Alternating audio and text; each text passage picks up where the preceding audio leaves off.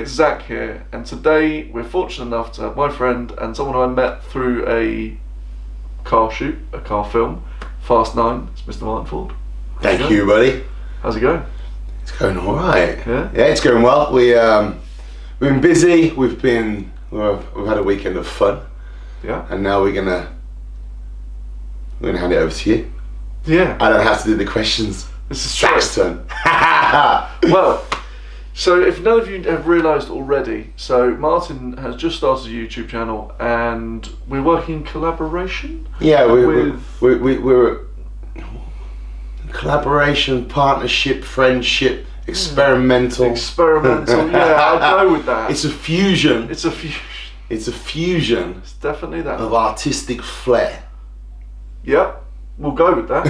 Yeah, for sure. Basically, there is one episode in which he beats me up professionally. So make sure to go over to his channel, because believe me, it's going to be very funny, and it's going to be a lot of interesting experiences, not just for me, but for you as well. Yeah, there's some. I think the thing is with what I'm trying to do and what we're trying to do as a collaboration is to try and give you guys, the viewer, an experience through our eyes of our life. But keep it lighthearted and fun on my channel. Mine's kind of like the naughty older brother, and Zach's kind of the sensible sibling. The boring one, basically. Don't want to say that. Don't want to say it, but yeah. So, let's ask some questions in regards to your career, your life. It's been very interesting so far. So, what was your first moment in which, obviously you've recently started getting into movies. How long have you been doing movies for now? 5 years now, buddy.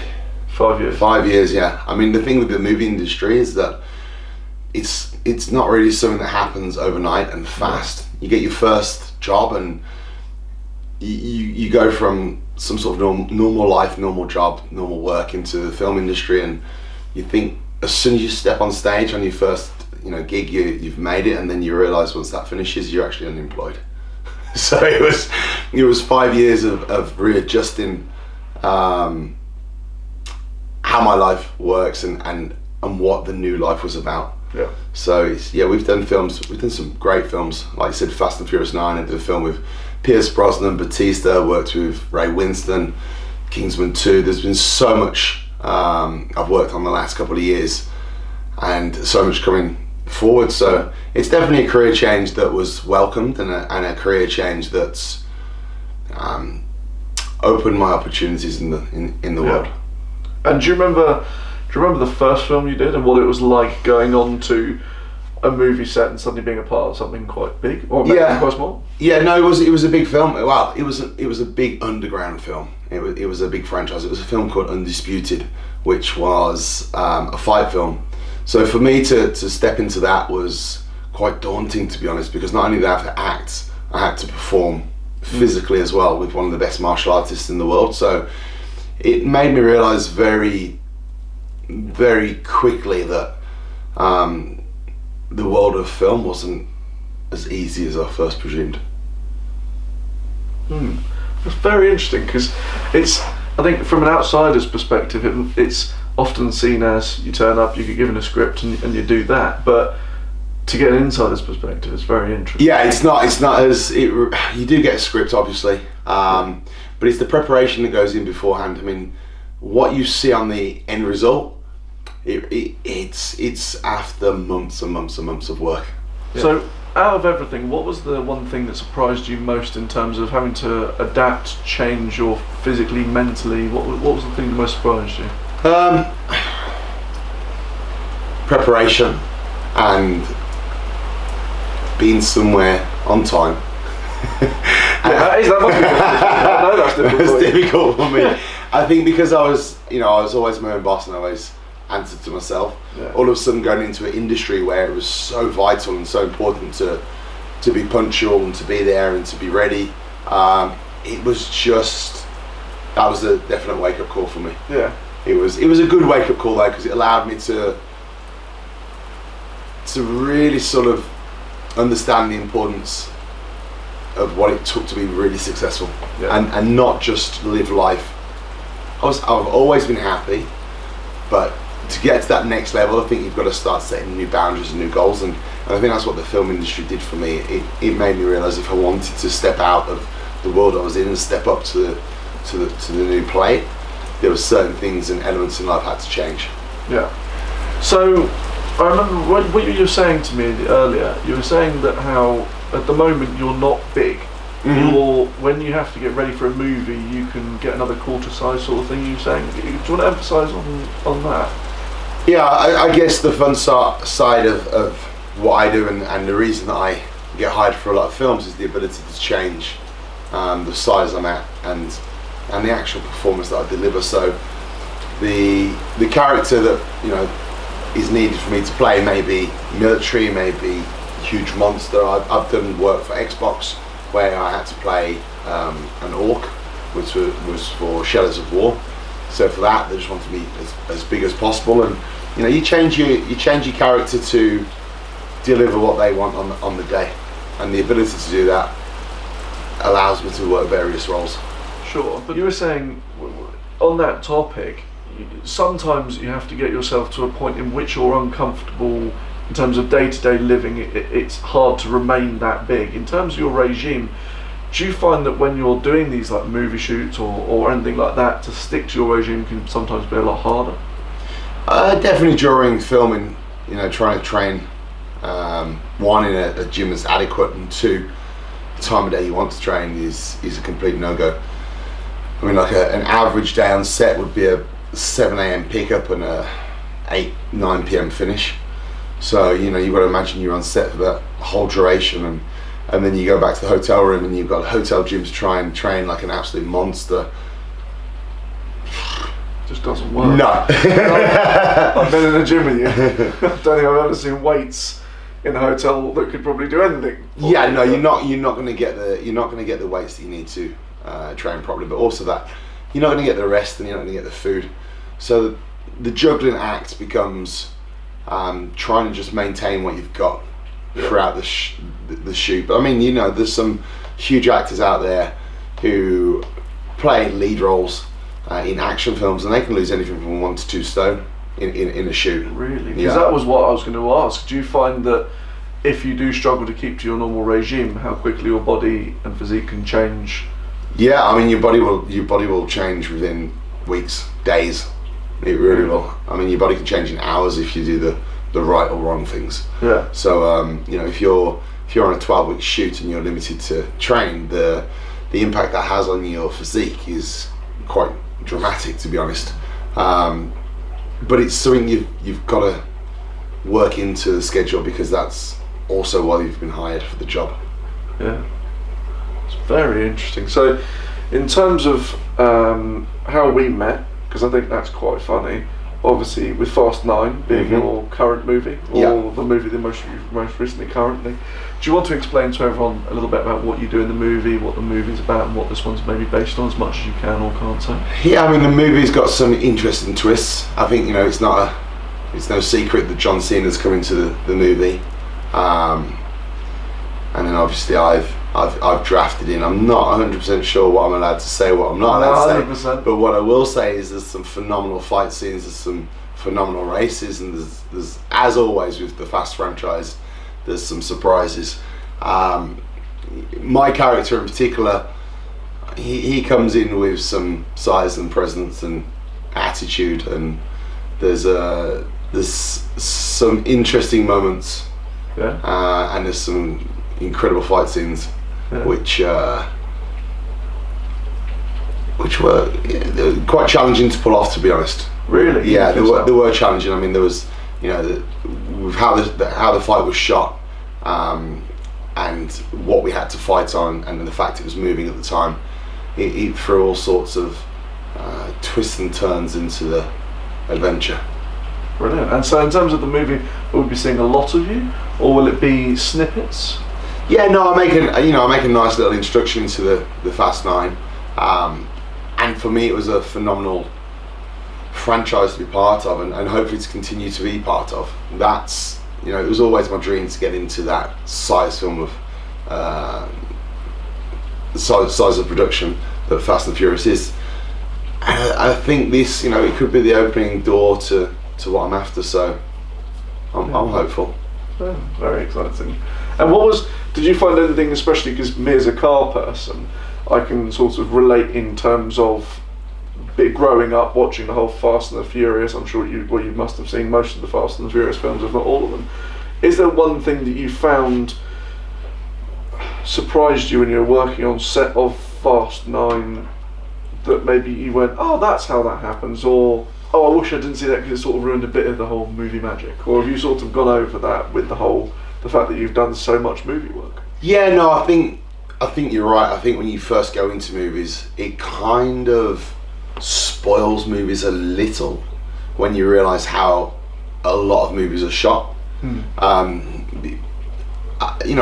think the kid in me wanted to believe that it was all real, and then when you see, and real in the sense that there's no stopping and starting and reshooting and whatnot. Yes, I think when you're actually on the set of a production and all of the action sequences are broken down, it can take that end wowness away. Yeah. Because you realise actually this is a very engineered and special professionals doing the job. But it doesn't take away the danger element of it and also the skill element, but it definitely takes away that hugeness of a stunt. But I mean, I was quite clued up on how films were shot by the time I did Fast and Furious 9, so it wasn't a surprise to how they'd shoot a lot of the stunts. I think for you coming into, you got to spend the day on one of the sets. I think the biggest thing for people that come into a film set is just how long a day is. You're not wrong. Yeah, it surprised me. I think it wasn't something that I was expecting. My family were done working in the whole Hollywood scene. They always say it's like watching paint dry. Mm-hmm. I never believed that because I always thought seeing Vin Diesel doing Fast and the Furious shoots be exciting, but turns out they're a little bit more right than I thought they'd be. But it is what it is. But the one thing that always made me laugh, and one thing that immediately made me realise that you were a very funny person, was the fact that before I'd even met you, a mutual friend of ours said, oh, a friend of mine's working on the set, and there was a strict, as you guys probably imagine, no camera, no phone policy, no photos or anything like that. And we were all going, oh, it's a shame because we've all got our cars there and it's all very exciting to be on the scene. And then you turn up, pull your phone out, start taking photos, and I thought, he knows that there's no one who's going to come up to him and say, put your camera away. And there were so many people looking going, I want to tell you not to, but I'm just not going to. Yeah, that's probably why I'm not going to work on another film. Yeah.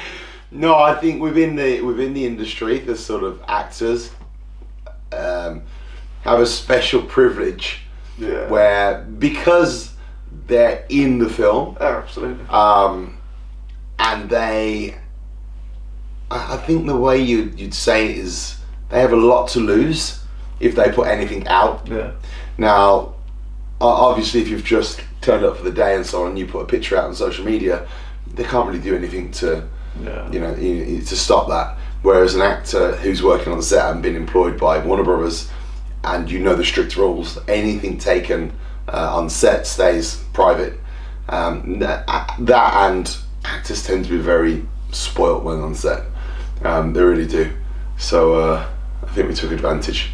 Yeah. I think anyone that enjoys cars and turned up to that shoot, it was probably one of the hardest things to do, not to take your phone out and take a picture, because the set was mind blowing. You had Vin was there. There was probably about 200 supermodels, and it was a big old day. So I can definitely understand the frustration. Well, you obviously wanted to only take photos of the cars, obviously. Well, that's the only reason why you wanted to take photos. Yeah. I wanted to, whenever I go on a film set, I always take photos. Yeah. And I always have the assistants looking at me like I shouldn't be doing it. Yeah. But for me, it's all about memories. And then photos stay completely private until you're allowed to post. So it's a privilege of being an actor in the film world. Yeah. So in terms of cars, Mm-hmm. have you got a passion for cars? Have you got any interest in cars? Obviously, you're driving a pretty swanky car at the moment. Yeah, no, I think I'm like most guys out there that, you know, will turn and look at a nice car and will appreciate a nice car. As far as understanding, you know, engine size, torque, speed, no, I don't. I'm not in that world. Yeah, I like sitting in the car, feeling comfortable, and being able to go from A to B very fast, and for it to look relatively attractive, and that's pretty much how I'd pick and judge a car. Yeah. So, well, that's an interesting one, because I know we've talked about it, but did you find it hard to find a car that you could physically get into? Oh God, yeah. I mean, at the moment, like I said, I'm not my biggest, but when I am my biggest, because of the size of my legs, getting my legs under steering wheels of sports cars is a complete no-go. It's got to be minimum like a large saloon or a 4x4. Yeah. And that's quite frustrating when you enjoy sports cars. Well, you tell us about the cars you've had. I've had a mixture of cars through the past. Gone from Audis, Mercedes, borrowed Rolls Royces, which anyone that's drove that car appreciates the quality of the car. As a daily drive, I think it would give me a heart attack. We went out yesterday and trying to park it in the car park it's quite funny watching your expression, but I'm glad I wasn't driving it in. It's stressful. It's whether you're worried about curbing or running out of fuel. It's one of the combination of the two. But and then trying to park it after in the small spaces, it's stressful. It's not a daily car that's been made for the 21st century for sure. Currently I drive the Maserati Levante, and that for me is perfect. It's got a very nice little engine in it. It runs, it runs efficiently. There's a beautiful sounds that comes out the back. Well. It's very pokey. It's got like I said, I have no idea what engine it is. It's quick. And that for me is the sort of ideal car. It's large for the family. It's fast, and it's got a different look to anything else. Yeah. So I think that I had a Range Rover for a while, a Vogue. Again, nice car. You'll appreciate the fact that when the suspension broke, it was not such a nice car. But I think that's why I got rid of that, and quite apprehensive to whether to get another one or not. I can understand that. So it's for me, cars. I love my sports cars. Yeah. I really do, but trying to drive them, it's difficult. Yeah, it just doesn't work, and especially if you're doing 0 to 60 in a couple of seconds, and you got to brake fast and you can't move your leg under the steering wheel. It's not the best combination. No, you end up with a very bespoke sports car at the end of it. Yeah, mangled. That's the one. Yeah, shaped in your perfect body shape. Yeah, very exciting. Well, so you gently touched just then on the fact that you travel around with your kids and stuff like that. What have your kids found about having Daddy on the big screen? I don't think they quite get that. I don't think they quite understand. I mean, my eldest does. My eldest sort of really enjoys it. But obviously Maddox is 2 weeks old, so he definitely doesn't. He definitely doesn't watch Daddy beating up hundreds of people. But my 2-year-old, she sees Daddy on the TV, but obviously she's 2, so there's a lot she can't really watch for fear of giving her nightmares. But I don't think they see anything different about it, because they've grown up with me doing this job. Yeah. So for them it's just quite normal. Quite a normal thing. Yeah, and I think as the future goes, and with the films we've got lined up and what projects we've got lined up, the exposure will become greater and my name will grow and so on, and then it might be different for them. Yeah. But it's always been in the back of my mind that I don't want them to have a different life from what I had growing up, and that they really do value what they get. Yeah. And I don't want to try and bring them up in a fantasy world. Sure. Where Dad's an orc. Well, yeah, I mean that's pretty normal, to be honest. Oh dear. So you're mentioning about you do all these fight scenes. Obviously, you actually fight in real life, and I know you mentioned you've got this big fight coming up with KSW. Yeah. Do you want Yeah, so KSW is a Polish outfit, it's an MMA outfit, which is cage fighting. I got offered the opportunity to turn professional as a fighter a few months back. Signed the forms, was supposed to fight my debut fight Wembley Arena. Obviously COVID's kicked in, and like the rest of the world, everything's been put on hold. So I'm not quite sure when the debut will be. I think the debut will probably be sometime next year. I don't want to fight without a crowd. 100%. So I'm holding off. They are fighting now behind screens, but it's not how I want to make my debut into the fight world. So it may be 6 months, it may be 12 months. It's completely onto the government on when they let people back into venues. That fight for me will be, it's like everything else in life, just an opportunity to challenge myself. Sure. And so, do you find that things like that? So you've done fights before, not necessarily with KSW, but you've done fights before. Do you find that with the crowd, it really benefits you in terms of getting you to a mental state? See, this will be my first pro fight within a crowd. And I've been around the game, I've been around the industry, and I've got a lot of friends who fight pro, world famous fighters, and I've done all of the prep work, and my big opportunity to go in front of the crowd will be phenomenal.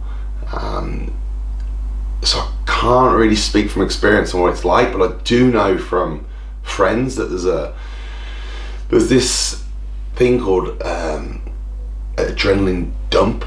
Right. So it basically means your body creates so much energy that when you step into the cage to fight, it stops you moving.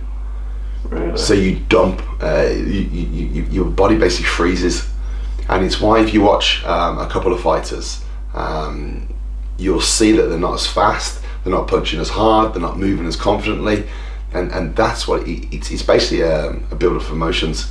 So I think having a crowd there can work in two ways. One, it can really cheer you on and bring out the ultimate best in you, or two, it could have a complete reverse effect and you're almost fighting in quicksand.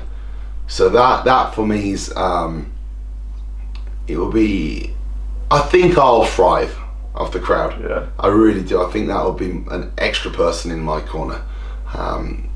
If I was to dump, it's going to be so sore. I'm going to get beat up so bad.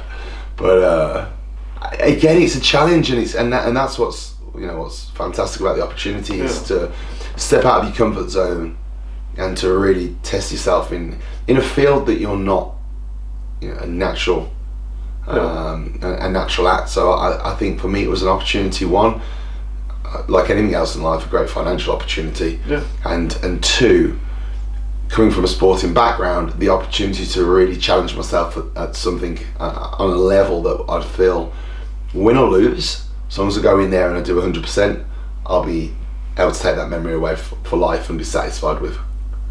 As long as you win.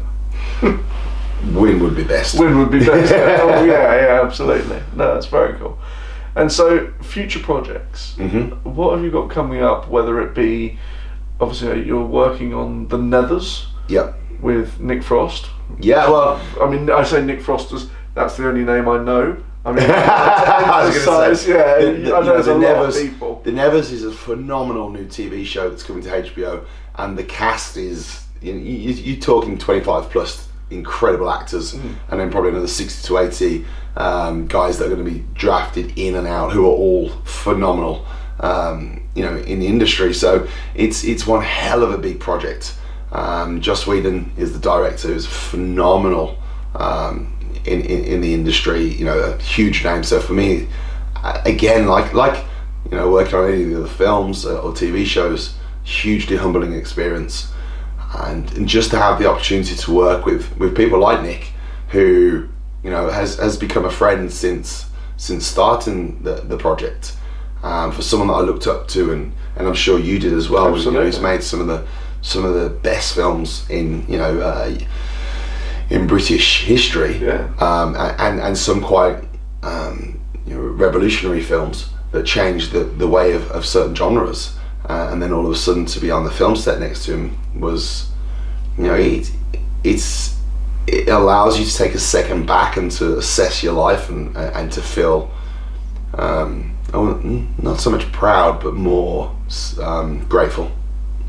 So we have HBO with the Nevers. There's a couple of films lined up which I hope we can get shot early part of next year. We were supposed to be shooting now, and because it's so difficult to fly people in, you got to imagine actors don't all live in one place, not in one country. They're all over the world, and not only the actors, you've got the behind the scenes, the cameramen, the sound, the lighting, set design, producers, directors, writers. Everyone, especially in this day and age, lives anywhere and everywhere. So there've been so many restrictions with COVID. It was just such a hard. It's such a hard industry to make work in these times, and also the airports. You know, travels. You know, one of the riskiest, especially flights, ways to get around. So when you've got people living all over the world, they've had to just be sensible with film production. So fingers crossed we can kick that off early part of next year and get the next film done, which is going to be an action film. I know that's hard to believe. Really hard to believe. And what's even more hard to believe, I'm going to be playing the bad guy. Really? That's really hard to believe. That's hard to believe. Yeah, so I'm going to be the bad guy in an action film. Do you think you'll ever be a fairy in a Disney movie? I hope so. Childhood dream will come true. That'd be cool. I'd like to do it. I did a comedy film, Kill Ben Lick, and that was really good to do. It was based in France, and we got some great actors on that. And that for me was, because people don't expect me to shoot comedy, it was a really nice part to play. And I think if I can get a few more films with, you know, of the comedy genre under me, I'd be happy. I'm not fussed if I don't ever break out action movies. No, sure. But action comedy, I'd be good. Yeah. I mean, you're a naturally funny person. I mean, this is probably the longest we've gone without bursting out into laughter. Well, I'm not allowed to swear. I'm not allowed to. What was the other list of rules? That's a good point. I'm on my best behaviour here. Best behaviour. So this is worrying. Yeah, this is the charming come home and meet the girlfriend's mom face. But yeah, I like to laugh. I like to be light-hearted, and I think if I can have the opportunity to do that on a film set, it will. It's just a different. Again, like I was saying before, it's a different challenge and something else to push yourself at. That's once you've achieved it, it's satisfying to look back on. Yeah.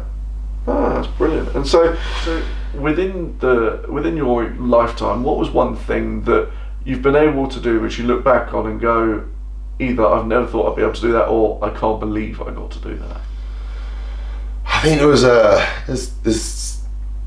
there's got to be more than one occasion for me. You know, I've had so much happen to me over the last couple of years. I mean, you briefly touched on Hulk Hogan. Becoming friends with Terry was just ridiculous. Yeah. I think anyone that's, you know, well, pretty much anyone under the age of 60, you know, would know who we're talking about. And to become friends with someone who you grew up watching and idolising, and then to go to the gym and go for food and go to his house, and you just that was a bizarre moment. I have a lot of friends, to be honest, who are at the top of the game, whether it be actors in Hollywood or on TV or in the fight world or sporting world or whatever world it may be. I think when they become famous after I've been an adult, it's kind of more a level that we're all on. Yeah. So it's like your appreciation of how amazing they are, but it doesn't blow you away. No, sure. Whereas I think when you idolise someone growing up and you meet them, it's kind of, there is a couple of moments of, oh my God, that's really him, sort of thing. And I know that'll leave you. I think once you're a fan of someone as a child, I think you'll always sort of go back to your inner child and be like, oh, it's really him. But I mean, you know, so as far as experiences as being with people, you know, I've had some phenomenal moments. Me and Jason at the premiere of Aquaman with Dolph Lundgren and so on, and you know, that night of partying with them guys, and and obviously being on Fast and Furious and having the opportunity to work with so many people such as Ludacris and Michelle and Vin and John, it was, you know, and meeting Justin Lin and working with Justin Lin and having coffee with these guys and food with these guys. Again, another experience that at the time you just sort of roll with it, and then when you finish it and look back and you kind of pinch yourself if it was actually you doing that, because it's you know, again, like yourself, I grew up watching Fast and Furious. You know, it's I think it's nearly 20 years old now or something crazy. Yeah. So to be sat there, you know, having coffee, chatting about old films that they've made or stuff that you've done as a child, and actually having the lead star there talking to you about that, very bizarre moment. I don't think anything really stands out. I tell you what, I've got a bloody funny story that none of you guys have heard. Okay, cool. So probably the most bizarre and potentially career-killing story I've ever had today. Right. Knowing my sense of humour and knowing what I'm like, I got a phone call when I first kind of hit the scene about 4 years ago. Now, bear in mind, we've already touched upon about me being, you know, smaller for where I'm at. At this point, I was huge. I was 24, probably 25 stone. You know, about 6'6.5". That's my height. A couple of people were at 6'8". That's an American exaggeration. So, but I'm a big guy, yeah. So I get a phone call, and it was this. It was a TV company, and it was Psycho Productions. Now, I don't know if anyone's heard of Psycho Productions, but a certain person called Simon Cowell owns them. Okay, yeah, so small name. Small name. So I get a phone call asking if I'd go down and meet Simon. He has an idea for a TV show. I was like, this has got to be a wind-up. So I Google it. Yeah, Simon Cowell owns that company. Get an email off them. I thought, okay, that's a bit more official. Phone up my agent. I was like, you're not going to believe this. Because I only did one film at this, and it was a small film. I was like, I'm not going to believe this. I said, Simon Cowell's assistants just called me. They want to bring out a new game show on the TV. And it was basically a crazier, bigger version of Gladiators was what they wanted to bring out. Right. So I was like, well, yeah, let's go meet him. Yeah. So anyway, flies down to the offices. The offices in central London are absolutely phenomenal, as you can imagine. It was the most mind-blowing offices I've ever walked into. Gone through reception, I'm sat there, I'm looking around, there's just open space, it's just marble, it's just so grand, it's ridiculous. And being in central London, being a property guy, you know how expensive land is. Yeah. So to own a building that's, I'd say the entrance was probably about 3,000 square foot, and it was empty space, marble. Wow. Just to pretty much show you're, you know, not messing around. That's an entrance. That's an entrance. So I've walked in, I was like, wow. Bit nervous, Simon Cowell. Intimidated, yeah, but really intimidated. Walk up to the room, and it was, I met his partner in Psycho Productions, lovely guy. And I met the team, I met Anton Deck. Yeah. And then I could hear Simon Cowell's voice from another room, and I could hear him say, bring him in, I really want to say hello to him. I'm like this, that's it. Meet Simon Cowell. Can't wait. Walk in. He's got this huge sofa where he's having a meeting with probably like 7 or 8 of his high-ranking workers. He's stood there, and the first thing I do is walk over to him, look at him, and he goes, "My God, you're a big chap." Grab him on his shoulders, and I go, "Can't believe how small you are." To realise what I've just said, and I was touching his shoulders like he was a 5-year-old boy. Didn't get the job. So yeah, that was probably one of the most memorable experiences of what not to do next. But he honestly, like, he's so slight. I don't know if you ever met Simon Cowell, seen Simon Cowell? Yeah. Like I think because when you see people on TV, like, you automatically presume that. Wow, yeah. And he's like, I mean, he does look exactly like he looks, you know, on TV. But I was just so, I don't know if it was nerves. I had to do. So he called me big. I called him small. Then I realised I was probably a little bit more insulting than what he was to me. Yeah, I think I didn't get to go to the office twice. That's a shame. Didn't even get a picture. Really? No. Oh dear. Seemed nice guy though. Yeah. Yeah, he actually seemed really nice. So I'm kind of hoping the TV show didn't go ahead because they went different direction and not because I upset Simon. But I mean, knowing that you can fold someone into a pretzel, and when you grab them, he was probably more afraid. I think he might have had whiplash actually, to be honest. Yeah. The only person in the world to probably pick him up and But definitely probably one of the only person to shake him around and call him small. He probably remembers me. Yeah. Yeah. Well, Simon, if you're watching this, I'm going to ask you that. If you get to interview Simon Cowell, ask him if he remembers a big plonker who shook him around his office. That'd be an interesting answer. Yeah. Probably walk off set. That'd be a very brief interview. I mean, so actually on that topic, I mean, I've only got a couple more things for you which I want to ask, but you were saying that, you're a big chap and you walk into something like that. Do you find people get intimidated simply or judge you from your size and the appearance? It's very hard for me. I'm quite a private person, so I'll walk into somewhere and I like I said, when you meet your childhood hero, you still see yourself as a 5-year-old kid. I think for me, I don't see externally what other people may see at times. My younger years, I was educated. I went to good school. I went to university. I played cricket for Warwickshire. I played for England. So the external shell that you see now is very different to the external shell I had as a growing up. So I think for me, I'm still the same person I was. It's just other people see me as a different person. So their reactions to what they see maybe they are what they are. I'm at an age where I couldn't give a flying monkeys, to be honest. And if you're too wrapped up to judge someone on initial impression of something as simple as how they look, then for me, I haven't got time to be friends with that person anyway. So it's one of them questions that I do get asked a bit, and I understand it, but I don't really know. I think people may judge me straight off and be intimidated, but I think as soon as we say more than one word, it's like, okay, that's not what I expected, and then it almost goes full circle. Then they almost sort of think, well, I can just pick on you now because you're soft. It goes from that intimidation factor to me speaking to them to thinking, oh, he's just a big teddy bear, to them actually picking on me. So I'm back at square one.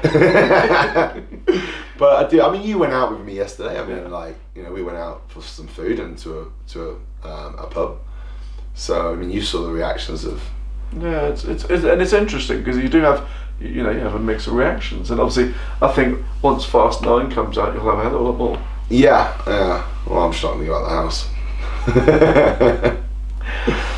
Well, so in terms of outside of the whole film things, do you have any other business interests and business things that you get into? Yeah, I mean, business has always been something that's interested me, and I think as well because I have such a ability to reach a wide audience, and not only a wide audience, but also I can shortcut going through places, so I can get myself seen and into meetings with the right people relatively easily now, purely because of the status I carry, what I do as a profession, and I've definitely took advantage of that.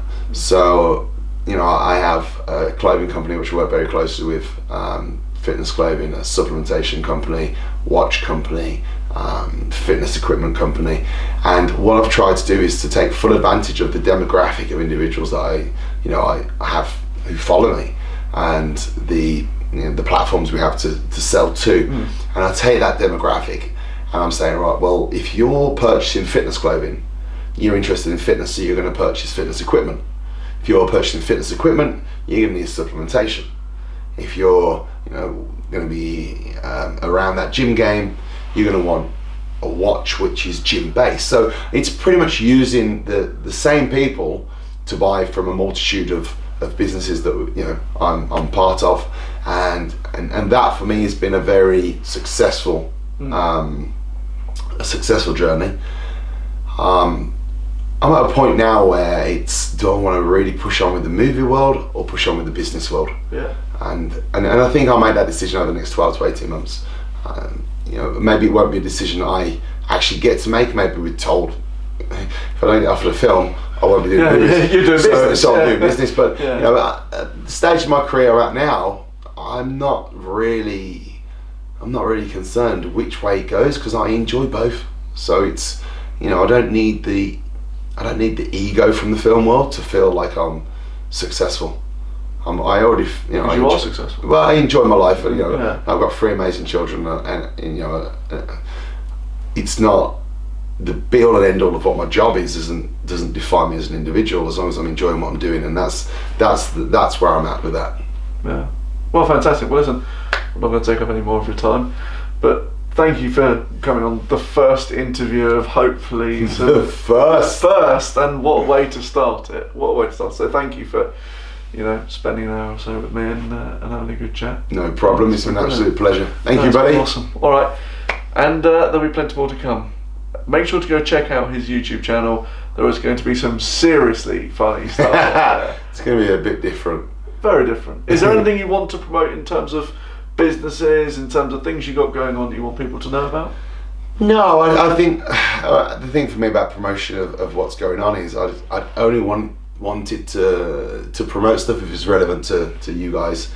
So if you're interested in anything fitness wise, head over to my sites, and from there it would be self-promoted.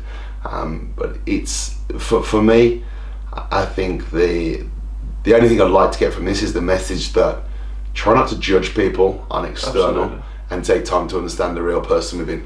Yeah. A big teddy bear isn't a plonker. Be kind. Be kind. Be nice. Be nice. Yeah. Or I'll knock you out. Exactly. Awesome. Well, thanks again, mate. Cheers, buddy. See you soon. Take care. Cheers.